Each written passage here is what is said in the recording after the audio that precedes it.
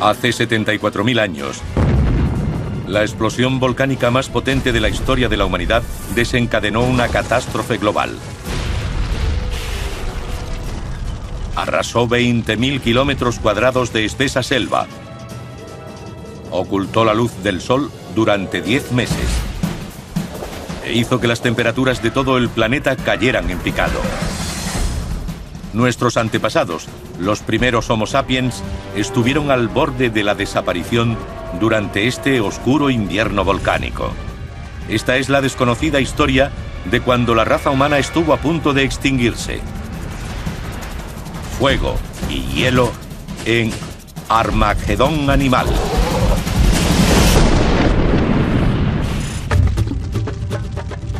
Lanza ascuas encendidas y forma remolinos de llamas y lame las estrellas. Virgilio, siglo I antes de Cristo.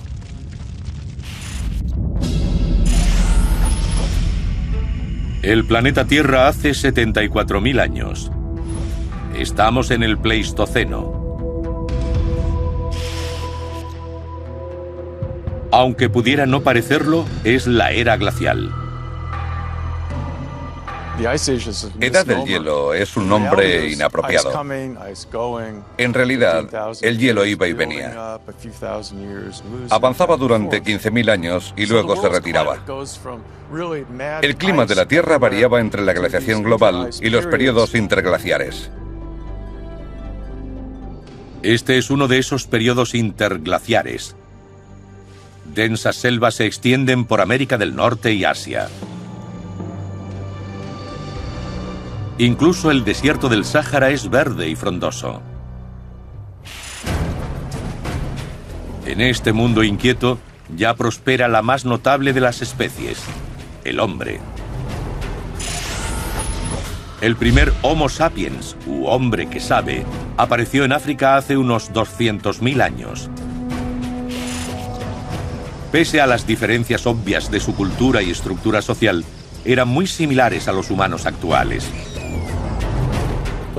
Remontémonos a hace 74.000 años. Nos encontramos a nuestros antepasados más antiguos. No compartimos un mismo lenguaje, claro, pero sí otras características. Con respecto a la cara y el cuerpo, no podría encontrarse ninguna diferencia entre nosotros. Su primitiva habilidad para hacer herramientas y su inteligencia innata le han permitido triunfar donde otros han fracasado. Desde sus modestos inicios en África hace más de 130.000 años, nuestros parientes de la Edad de Piedra se han extendido por el globo. Aunque no tienen forma de saber que, dentro de 7 días, la humanidad será una especie amenazada.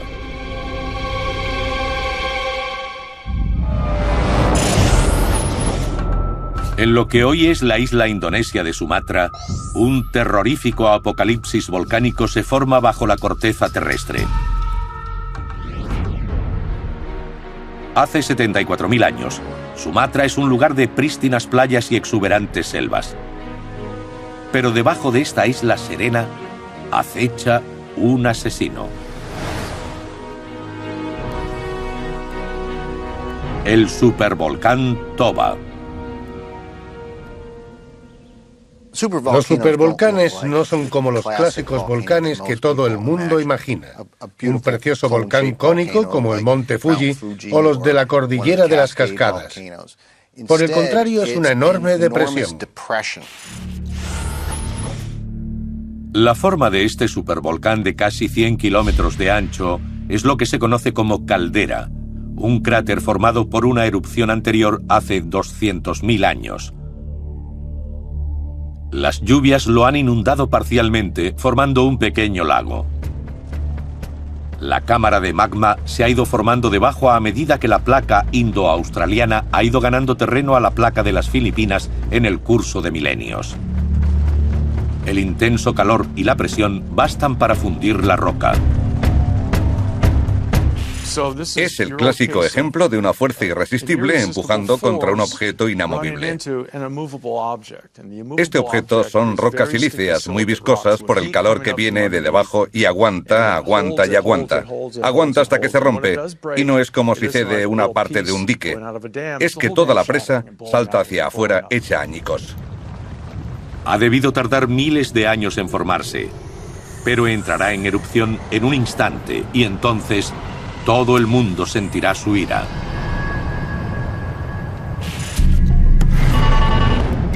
Solo faltan 3 días para la erupción, pero la vida transcurre normalmente. Sumatra y gran parte del resto del sur de Asia acoge una gran variedad de vida animal, muy parecida a la nuestra, pero vista a través de un extraño cristal. Los seres vivos eran mucho más grandes por entonces. Los gatos y los perros eran más grandes y había simios más grandes.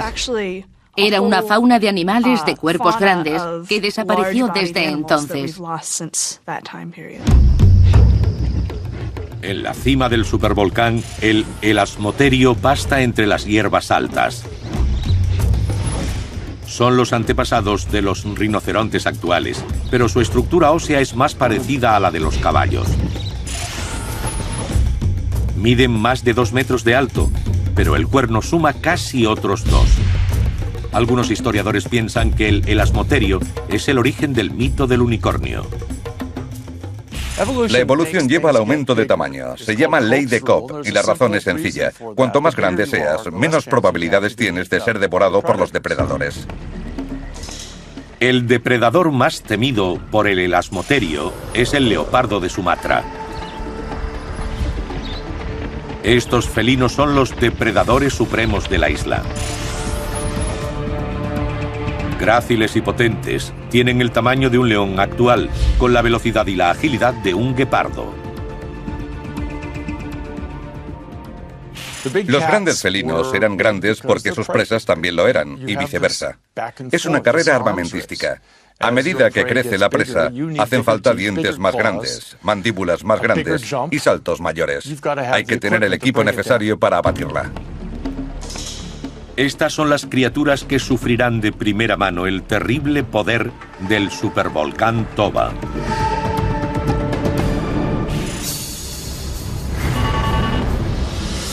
Comienza la cuenta atrás de la erupción. Durante semanas, la Tierra ha temblado periódicamente bajo estas criaturas.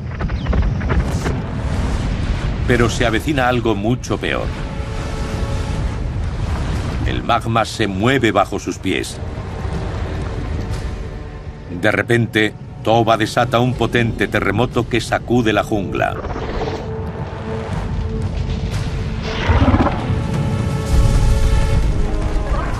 Los árboles caen. El elasmoterio de 5 toneladas casi no puede tenerse en pie.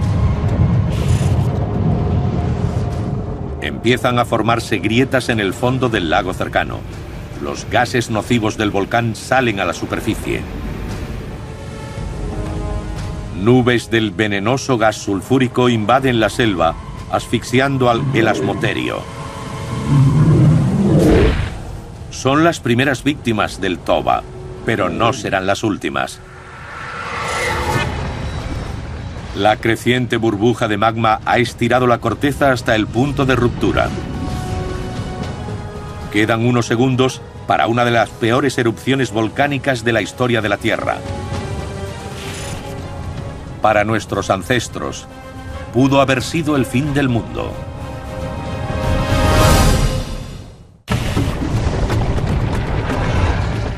Toda la Tierra tenía un solo pensamiento, y ese era la muerte. Lord Byron, 1832.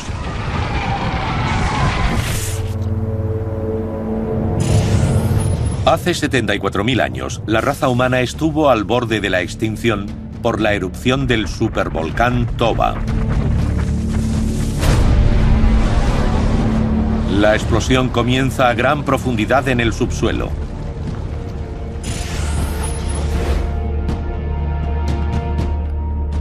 El terreno sobre el supervolcán empieza a implosionar. El techo literalmente se hunde bajo el aplastante peso de la corteza terrestre, comprimiendo la enorme cámara de piedra fundida que tiene debajo como un pistón gigante. El magma sale hacia la superficie, evaporando gran cantidad de agua subterránea. Por toda la selva estallan enormes géiseres casi al unísono. Entonces el silbido del vapor da paso finalmente al atronador crujido de la roca al abrirse.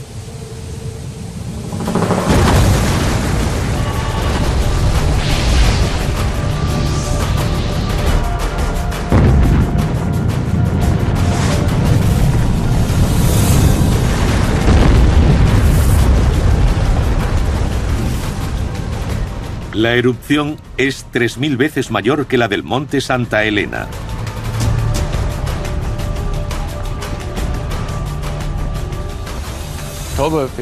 La del Toba es la mayor erupción volcánica que ha podido identificar la ciencia.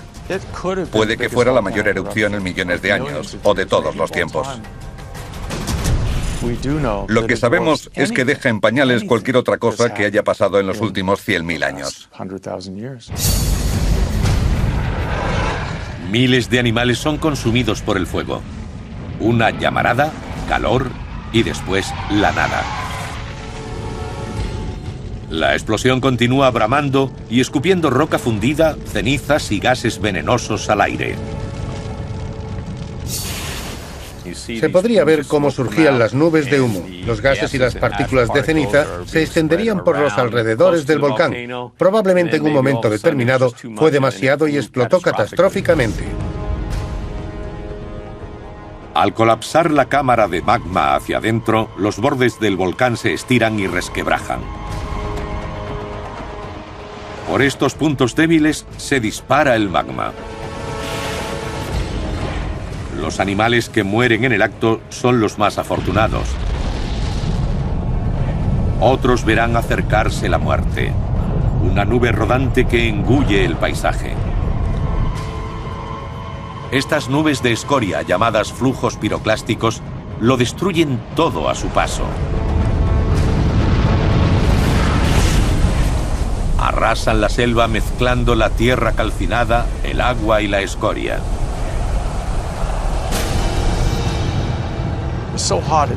Está tan caliente que se convierte en una especie de líquido y fluye arrastrando y quemando todo lo que encuentre.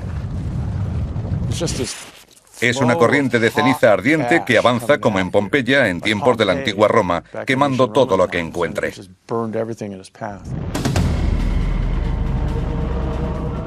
Con temperaturas de hasta 815 grados centígrados, estas corrientes al rojo vivo avanzan a más de 100 kilómetros hora, más del doble de lo que puede correr un ser humano.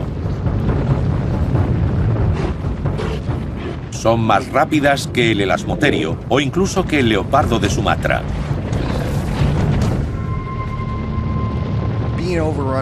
Ser arrollado por un flujo piroclástico debe ser una experiencia muy caótica y devastadora en la que la vida acabaría casi al instante.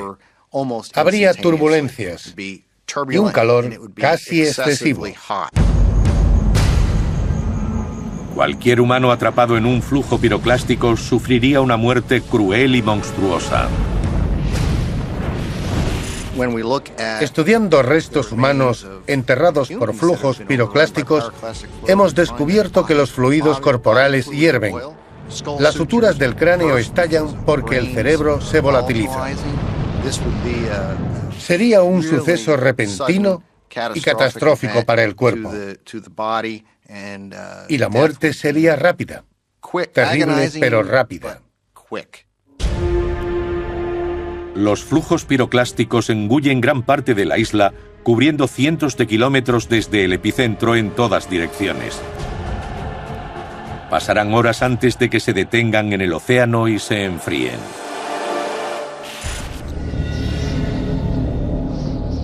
Pero la erupción no mata a todos los habitantes de Sumatra.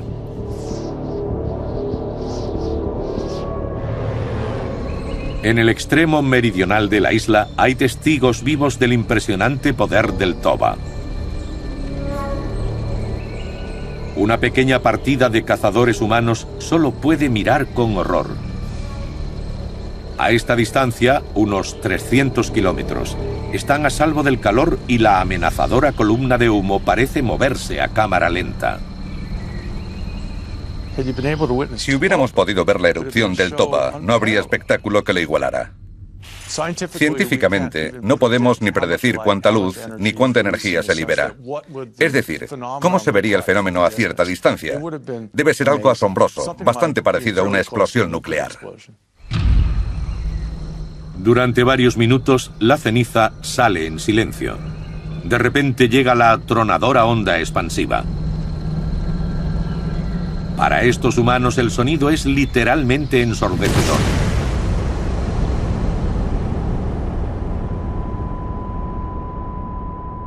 Suponiendo que hubieran sobrevivido, probablemente les habría roto los tímpanos. Los cazadores se retuercen de dolor. El Toba ha anunciado su dominio letal sobre la isla de Sumatra.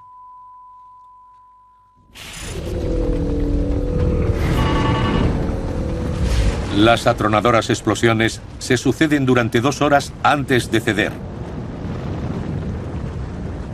Pero la lava sigue saliendo a borbotones del insondable vientre del Toba.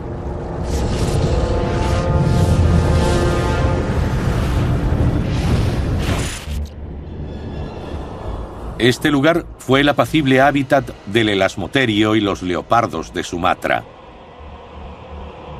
Ahora el Toba es un enorme pozo oculto a la vista por una gigantesca columna de cenizas. 800 kilómetros cúbicos de ceniza se elevan hacia la estratosfera, alcanzando una altura de más de 8 kilómetros. Tomemos como ejemplo el monte Santa Elena, en cuya erupción se formó polvo suficiente para cubrir gran parte del este del estado de Washington con varios centímetros de ceniza. El equivalente, si este volcán estallara en el estado de Washington, serían metros de cenizas cubriéndolo entero. Solo las cenizas podrían rellenar todo el Gran Cañón del Colorado hasta los bordes. Por muy destructiva que sea la erupción, solo acaba de comenzar. La nube de cenizas del Toba es el arma secreta del volcán. Lentamente esta escoria se extenderá por todo el mundo. Pronto todas las criaturas del planeta sufrirán el poder letal del Toba.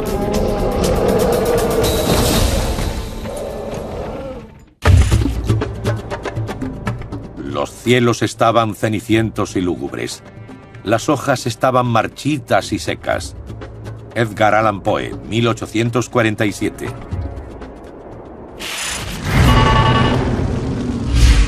Han pasado 24 horas desde que el supervolcán Toba entró en erupción. Sumatra ha quedado abrasada y marcada por el desastre.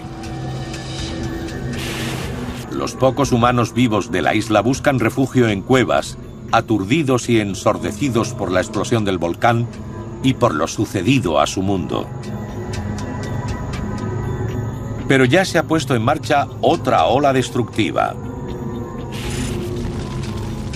Grandes cantidades de ceniza se vierten a la atmósfera. Los animales que hubiera en la India y el sureste asiático habrían tenido dificultades al respirar a causa de la ceniza y las partículas del aire.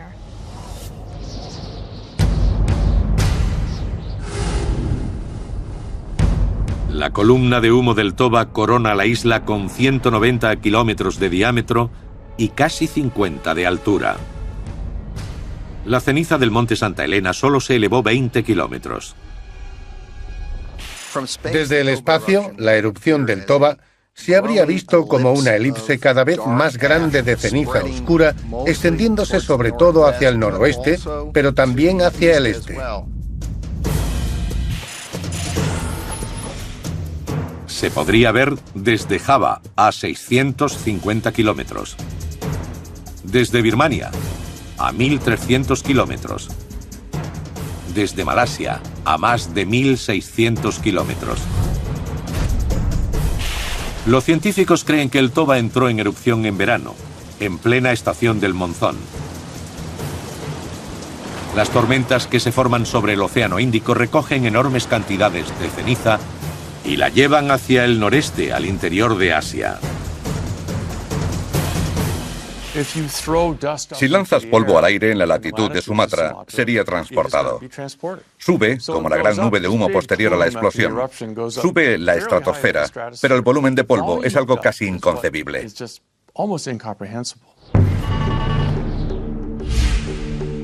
2 días después de la erupción, una persistente lluvia de cenizas cubre el paisaje frondoso de lo que hoy es Vietnam.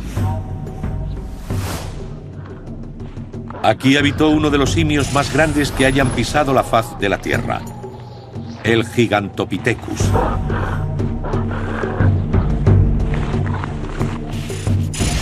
Con casi 3 metros de altura y un increíble peso de 540 kilos, este simio gigante sería mucho más alto que el gorila actual y pesaría casi el triple.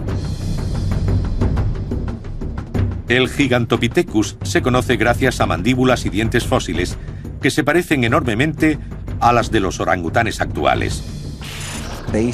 Tomando como modelo el orangután actual, podemos imaginarnos que el Gigantopithecus era una criatura solitaria que no vivía en grupos sociales demasiado complejos, lo que contrasta con los ejemplos del chimpancé y el gorila. Hace solo unos días todo iba bien. El Gigantopithecus recorría las llanuras de pastos en las tierras bajas de Vietnam buscando comida. No se podría estrangular a animales para comérselos. Con toda probabilidad, era un gigante muy afable. No muy listo, pero no había que serlo para sentarse en un sitio y arrancar la fruta de los árboles, como los gorilas. Pero el delicado mundo del Gigantopithecus ha sido destruido. El bambú y las frutas de su dieta han desaparecido. Se muere de hambre. Y lo que es peor, su único depredador aquí también se muere de hambre. El puma. Creo que no cabe ninguna duda de que el Gigantopithecus, al menos a veces, era presa de felinos muy grandes. Como otros grandes simios, los machos tenían unos caninos de gran tamaño, que sin duda serían armas muy útiles para evitar e incluso disuadir a los depredadores.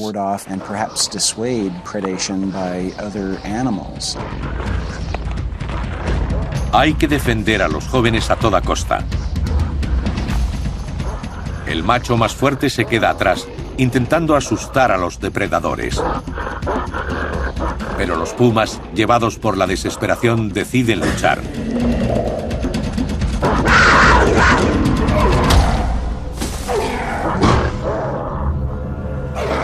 Por suerte, el Gigantopithecus todavía tiene fuerzas para defenderse él mismo y a su familia. Pero ningún animal, por grande que sea, puede defenderse del Toba.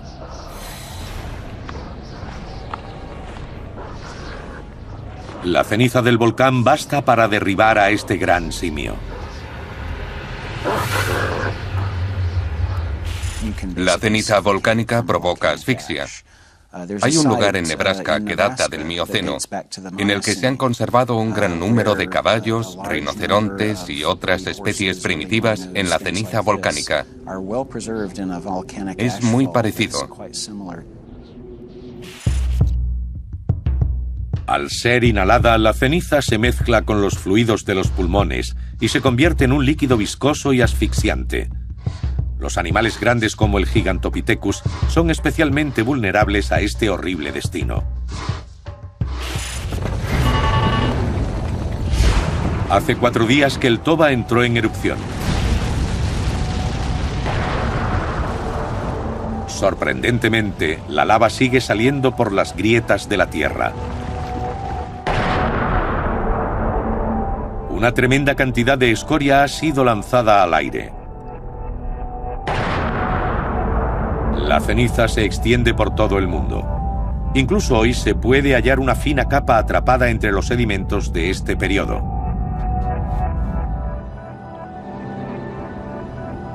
Los científicos han extraído núcleos de hielo ártico que contienen ceniza del Toba, un testamento del poder destructivo de este volcán.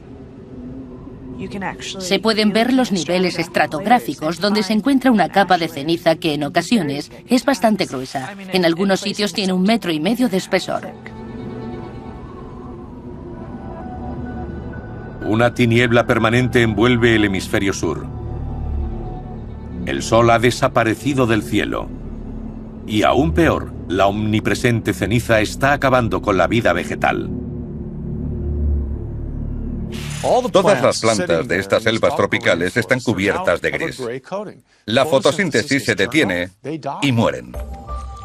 La siempre ingeniosa especie humana encuentra la forma de alimentarse. Una ventaja es fundamental: la capacidad de digerir tanto carne como vegetales.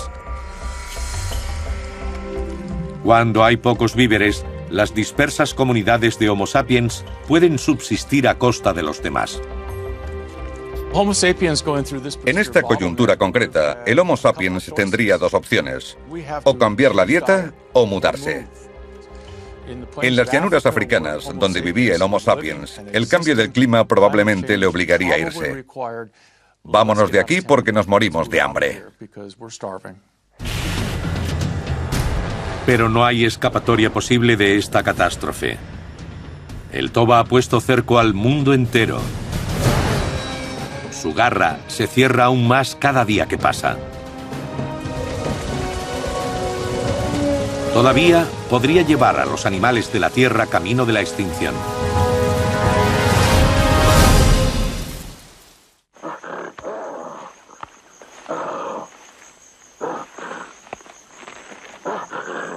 El Gigantopithecus fue el simio más grande que ha pisado la Tierra. Podía pesar más de 500 kilos. Pero los científicos piensan que esta enorme criatura sobrevivía solo a base de plantas y frutos. Pero ¿cómo sabemos que el Gigantopithecus era herbívoro? La respuesta podría sorprenderles.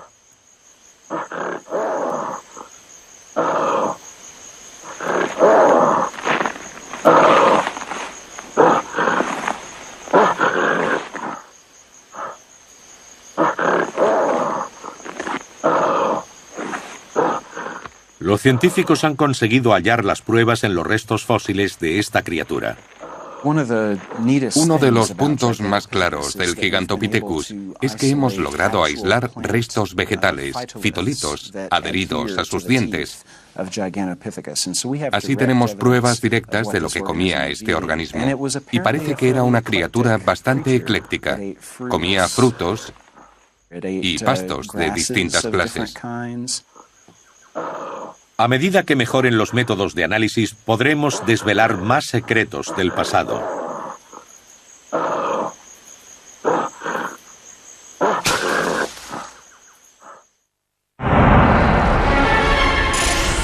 ¿Una erupción volcánica puede cambiar el rumbo de la vida en la Tierra? Eso fue lo que hizo el supervolcán Toba hace 74.000 años.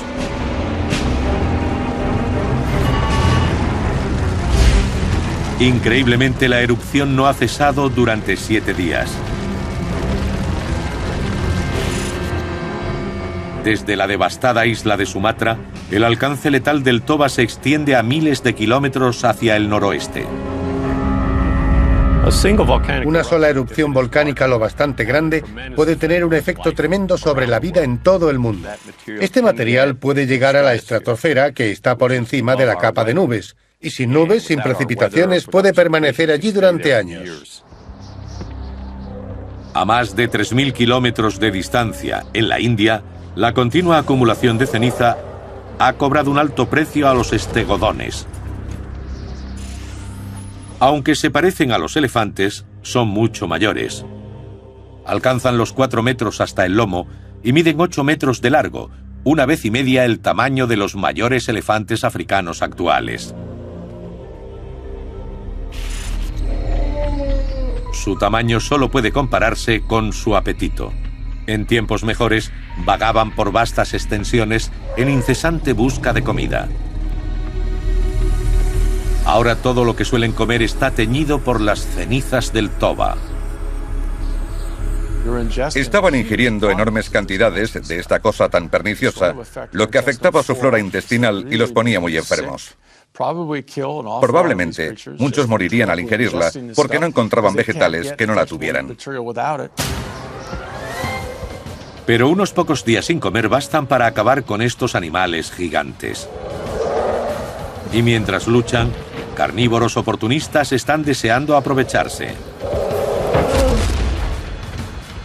El mayor de todos es la pantera Leo spelea, el león de las cavernas. Los leones de las cavernas reciben ese nombre porque la mayoría de sus restos se han hallado en cuevas. Una razón podrían ser las ratas de campo de la época.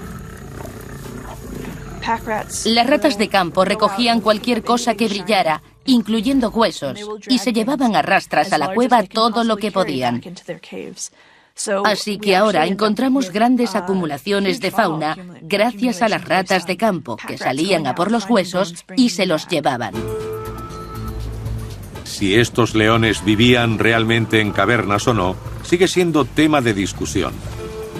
Lo que se sabe con certeza es que eran el mayor depredador desde Europa hasta Egipto.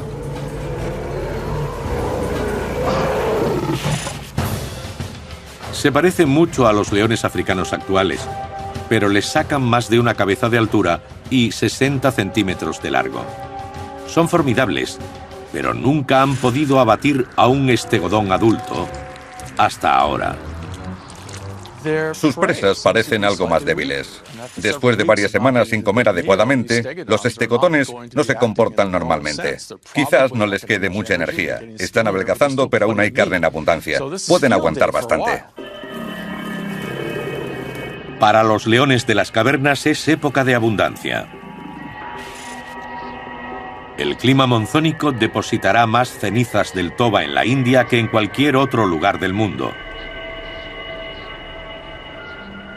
En pocos días, el hábitat de estos leones de las cavernas se cubrirá de una espesa capa de nocivos residuos volcánicos. En algunas partes de la India, su espesor es de hasta 3 metros.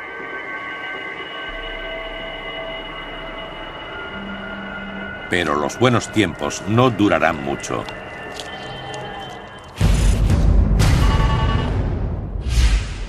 Ya van 2 semanas de desastre.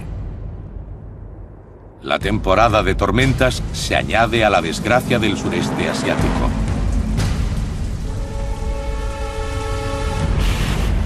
El ciclo del agua se está acidificando por la presencia de tantos productos tóxicos en el aire. El dióxido de azufre y el ácido sulfídrico son 2 gases que se producen en una erupción volcánica. Cuando llegan a la atmósfera, reaccionan con el vapor de agua y se convierten en pequeñas gotas de ácido. La lluvia cáustica envenena las aguas. El agua dulce ya no puede beberse. Los pocos estegodones que quedan están extenuados por el hambre. Pronto morirán de sed. A los leones de las cavernas no les va mucho mejor. Los deshidratados depredadores buscan refugio en terrenos más altos. Pero no podrán guarecerse de esta tormenta. Casi todos los animales que vivían en la región están condenados a morir.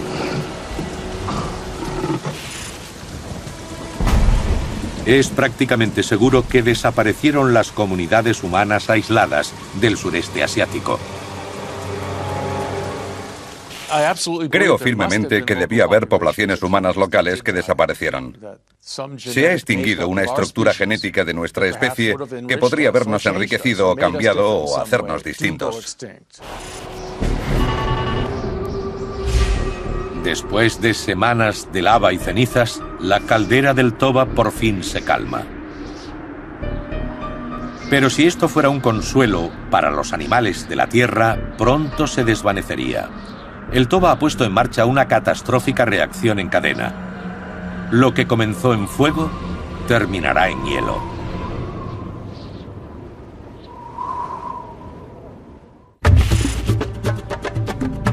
La muerte es un castigo menos amargo que la dilación de la muerte. Ovidio, siglo I a.C.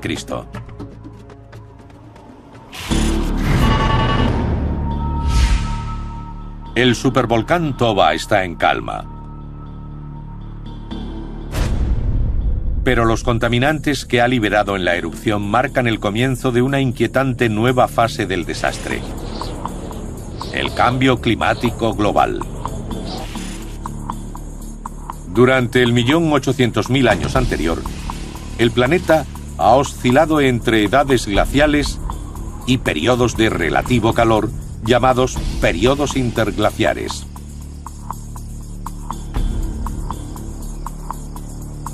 Cuando el Toba entró en erupción, la Tierra estaba en un periodo interglaciar. Algunos científicos piensan que el supervolcán pudo haber provocado la siguiente era glacial. Algo importantísimo de las erupciones volcánicas es que provocan respuestas, es decir, empiezan enfriando y en cierto punto reaccionan otras partes de nuestro sistema climático, responden quizás con más enfriamiento. La clave de la fuerza de los volcanes para cambiar el clima es el contenido en azufre de los gases que liberan. Uno de los gases que pueden influir en el clima más significativamente es el dióxido de azufre. Los gases sulfurosos, si llegan a la estratosfera, pueden permanecer allí largos periodos de tiempo. Quiero decir, durante varios años. Cuando el dióxido de azufre llega a la estratosfera, se transforma en partículas de sulfato que devuelven la energía del Sol al espacio. Privada de la luz solar que le dé vida, la Tierra comienza un enfriamiento masivo, un efecto boomerang con consecuencias épicas. Cuando el monte Tambora entró en erupción en 1815, provocó el año sin verano, con pérdida de cosechas y hambruna. Los científicos tienen la teoría de que el Toba, una erupción 50 veces mayor que la del Tambora, pudo haber tenido un efecto similar en todo el mundo. La erupción causó un invierno global durante varios años, que pudo hacer descender el número de plantas y de presas animales para los humanos, y básicamente originaría hambrunas. Pasan 5 años. El Sol no puede atravesar la capa de humo y nubes para calentar la Tierra. Las temperaturas caen de 5 a 15 grados. Aunque a nosotros no nos parezca tan dramático, la caída de las temperaturas diezma a nuestros antepasados. Nunca habían tenido que enfrentarse a temperaturas de 45 grados bajo cero. Hace 74.000 años no había muchos humanos en este planeta, y ese era el gran problema. Hace 74.000 años, un volcán causa esta enorme desgracia cuando la población humana es tan pequeña que la humanidad podía haberse extinguido con facilidad. La población humana disminuye. Mueren cientos de miles de individuos. Es el capítulo más oscuro de la historia de la raza humana. Basándose en el estudio de nuestro ADN, los científicos tienen la teoría de que la población humana podía haberse reducido a tan solo 20.000 individuos. Se puede estudiar la diversidad de las secuencias de ADN que están presentes en los humanos modernos para calcular la variación habida desde entonces. Y se observa que los humanos tienen una variación relativamente baja con respecto a muchas especies. El motivo es que hace muy poco tiempo que se produjo esta drástica reducción. La variabilidad del genoma humano se contrajo de repente. Por eso lo llamamos cuello de botella. Una botella es algo amplio y abierto con un cuello pequeño. Lo que se sirva tiene que pasar por ahí. Después de este acontecimiento no había mucho dentro. Las temperaturas siguen cayendo. El clima gélido es ahora la norma. La raza humana está al borde de la extinción.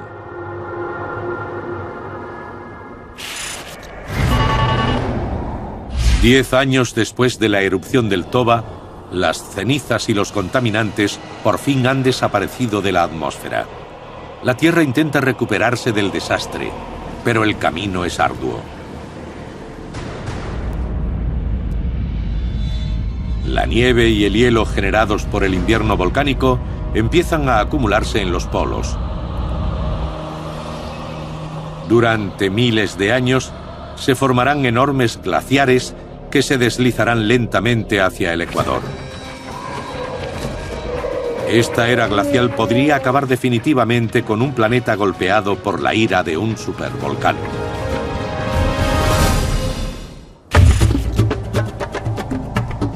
Viendo que la muerte, un fin necesario, vendrá cuando tenga que venir. William Shakespeare, 1600.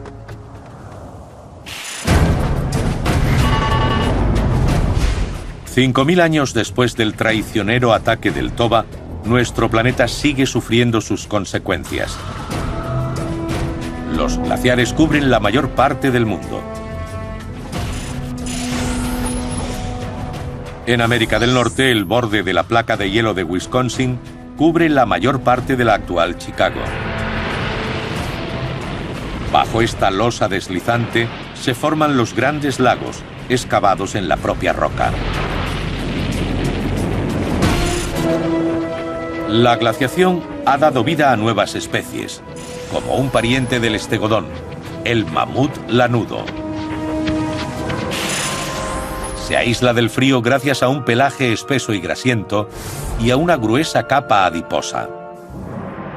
El mamut utiliza sus enormes colmillos para escarbar en el hielo y la nieve y llegar a la escasa hierba de la tundra que hay debajo.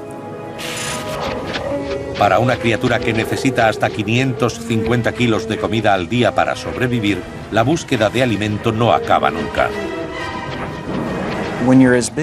Al ser tan grande como estos animales y comer hierba, básicamente, hay que estar comiendo casi constantemente para estar activo. La pugna por la comida y por las hembras es feroz. Solo los machos más fuertes pasarán sus genes a la próxima generación.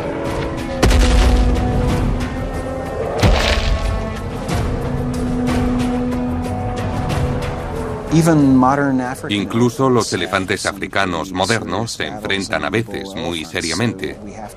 Tenemos que suponer que los mamuts eran al menos tan agresivos como los elefantes africanos actuales. Los mamuts han nacido para sobrevivir, resistiendo al intenso frío, al hambre y a la competición entre ellos. La mayor amenaza para su existencia vendrá de los humanos.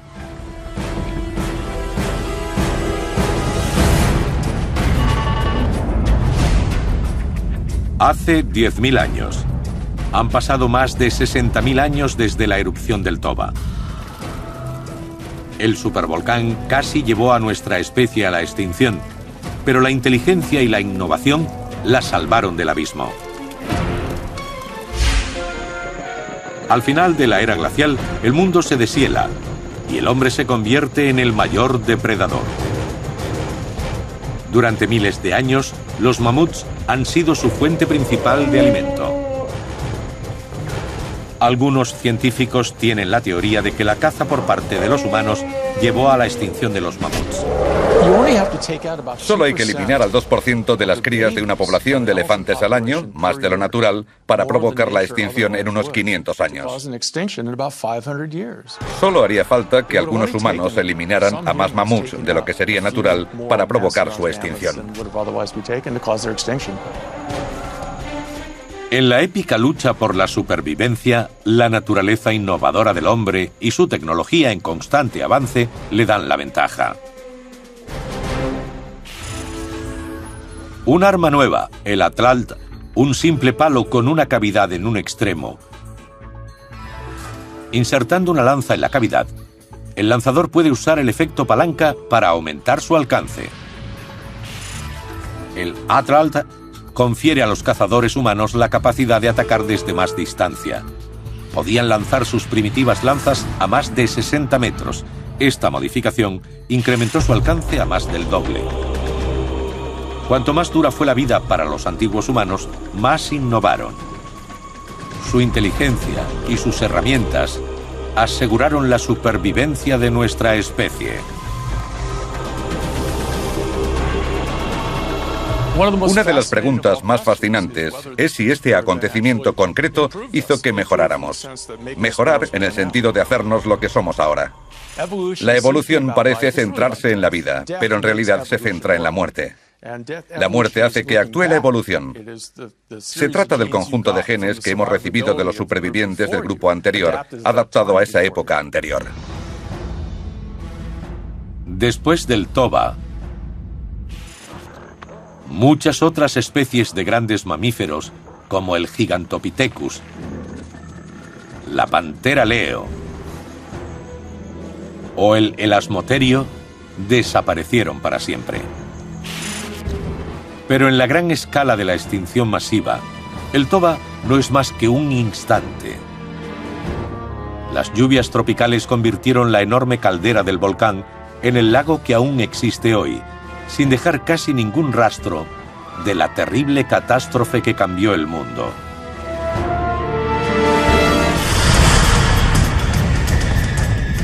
Pero nada se ha terminado. Debajo de la corteza el magma sigue bramando. Erupciones supervolcánicas como la del toba pueden ocurrir en cualquier momento, amenazando a nuestra especie. De hecho, los científicos creen que quizá ahora estemos menos preparados que nuestros antepasados para enfrentarnos a esa crisis. Hace 75.000 años, los primeros homínidos tenían que hacer de todo para sobrevivir en ese hábitat. Hoy estamos todos especializados. No servimos para todo, o al menos no la mayoría.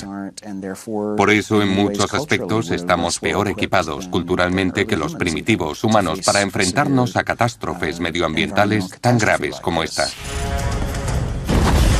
La humanidad no es más que un pequeño actor en el drama de las extinciones masivas de la Tierra. Donde quiera que golpee el próximo supervolcán, su devastación se sentirá en el mundo entero.